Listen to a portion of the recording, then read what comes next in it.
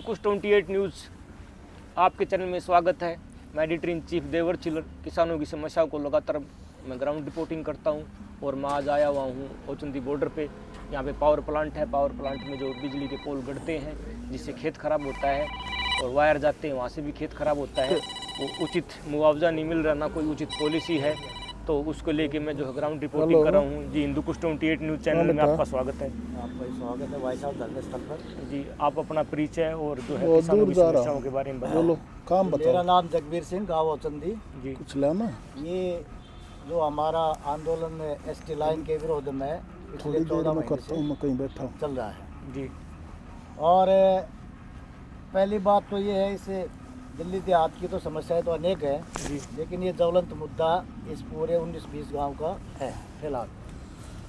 तो इसमें पूरे नियम कानूनों का उल्लंघन करके ये प्लांट लगाया गया है, क्योंकि ये हरित क्षेत्र है। जी, हरित क्षेत्र में कोई भी औद्योगिक या व्यावसायिक क्रिया की परमिशन नहीं होती। जी, तो अब ये हरित क्षेत्र का पूरी तरह से उल्लंघन करके ये प्लांट लगाया गया है। जी, दूसरी बात, एक किसी के खेत में या किसी की संपत्ति में जा कर के दखल देने से पहले खेत उससे संपत्ति के मालिक से बातचीत की जाती है। जी, लेकिन किसी भी किसान से किसी भी तरह की बातचीत जी, जी, प्रशासन ने या इस पावर ग्रिड के अधिकारियों ने नहीं की। जी, सीधी जेसीबी ले जा करके उन्हें खड़ी फसलों को तहस नहस कर दिया, जी, और जब किसान ने उसका विरोध किया तो उनको उठा करके पुलिस ले गई और जेल में बंद कर दिया।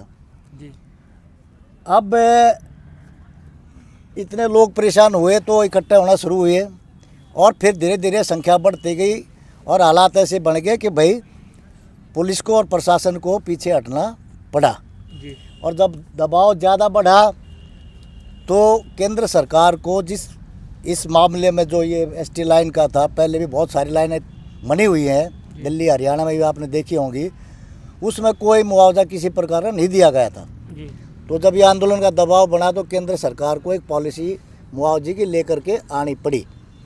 लेकिन वो पॉलिसी जो केंद्र सरकार लेके आई है, उससे किसान का जो नुकसान हो रहा है वो पूरा नहीं हो पाता।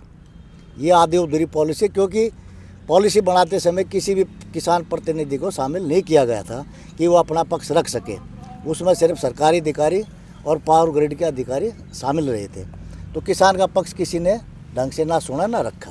जी, अब इसके जो दूसरे मुद्दे हैं, आप ये भी समझते होंगे कि आज से 30-35 साल पहले तक जो दिल्ली की ज़मीन थी या कृषि भूमि कह लीजिए, वो लगभग पूरे देश में सबसे महंगी होती थी। जी, और हालात आज ये हैं कि वो सबसे कमज़ोर स्थिति में चली गई है। जी, अब हमारे यहाँ सर्कल, जब ये पहले कोशिश की गई थी कि भाई इसको यहाँ ना लगाया जाए प्लांट को, जी, लेकिन सरकार या जिसका भी ऊपर से दबाव है जी, इसको हटाने पर सहमत नहीं हो पाए। तो किसानों ने यही रखा कि भाई अब इसका आप हटा नहीं रहे तो कम से कम हमारे जो बर्बादी हो रही है उसका उचित मूल्य दिया जाए। मूल्य जी, किसी तरह कंपेंसेट किया जाए हमें। जी, जी,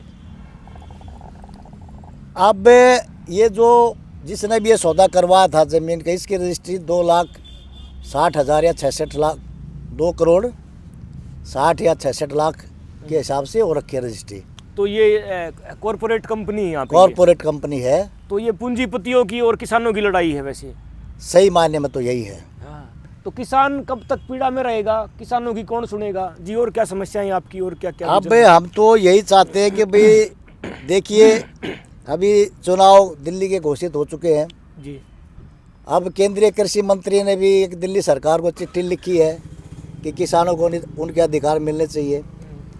अब ये दिल्ली की जो कृषि भूमि का मुआवजे का मसला आप देख रहे हो, 3-4 साल से दिल्ली सरकार और एलजी के बीच में एक गेंद बना हुआ है। जी, कभी वो इतना कहता है, कभी कुछ कहता है। जी, जी, तो हम तो अब जैसे दिल्ली सरकार कहती है भाई दिल्ली की जो कृषि भूमि है या जो वो उसमें हमारा अधिकार नहीं है, वो सीधे सीधे केंद्र सरकार के अधिकार में है। जी, जी, बिल्कुल। तो हम तो अब केंद्र सरकार से कह लीजिए या मोदी जी से कह लीजिए या हमारे जो केंद्र में इससे संबंधित मंत्री बैठे हुए हैं, हम तो उनसे यही एक आग्रह करते हैं कि भाई किसानों के जो नुकसान हो रहा है तो आप ही उसको देख करके उनकी जो भरपाई करने का प्रयास करें।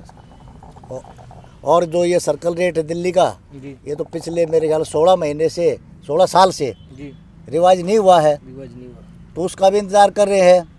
अभी कुछ 2-3 दिन पहले मैं कोई एक बाइट देख रहा था यूट्यूब पे, जी तो जैसे कि ये इधर हमारे बिजवासर के साथ में बझेड़ा गांव लगता है हरियाणा का, जी वहाँ पर सर्कल रेट है 16 करोड़ रुपए एकड़। जी हाँ 16 करोड़ रुपए लगभग। और हमारा दिल्ली का 56 लाख 53 लाख। जी तो इतना गैप क्यों है? जो दिल्ली की भूमि पूरे देश में सबसे ऊपर होती थी, आज वो सबसे नीचे चली गई है। और किसान को, दिल्ली के किसान को जिस तरह का नुकसान हो रहा है, सबके पास छोटे छोटे भूमि के टुकड़े हैं, अगर वो भी इस लाइन के नीचे आ गए जी तो वो तो ख़त्म है। वो अपने आने वाली पीढ़ी को क्या दे करके जाएगा? तो मैं भारत के प्रधानमंत्री आदरणीय नरेंद्र मोदी जी को बोलना चाहूँगा, मोदी जी, किसानों की अनंत समस्याएं हैं, ये भी किसानों की एक जो है ज्वलंत समस्या है जो है, तो इसका जो है समाधान किया जाए। और जिस देश का किसान अगर परेशान है, भूखा सो रहा है, तो ये बहुत बड़ी एक शर्म की बात है और ये बड़ी विडंबना है कि इनकी मदद के लिए कोई आ भी नहीं रहा। तो मैं अपने चैनल के माध्यम से आरएसएस चीफ मोहन भागवत को भी ये बात टैग करना चाहूँगा, ये किसानों की समस्या सुनी जाए और इनका समाधान किया जाए। और जो है आने वाले टाइम में जो खेतों से जो ये हाई टेंशन की वायर निकलेंगी, तो इनके लिए एक ठोस नीति लाई जाए और जो है किसानों के चेहरे पे मुस्कान लाई जाए। जय हिंद, जय भारत, जय जवान।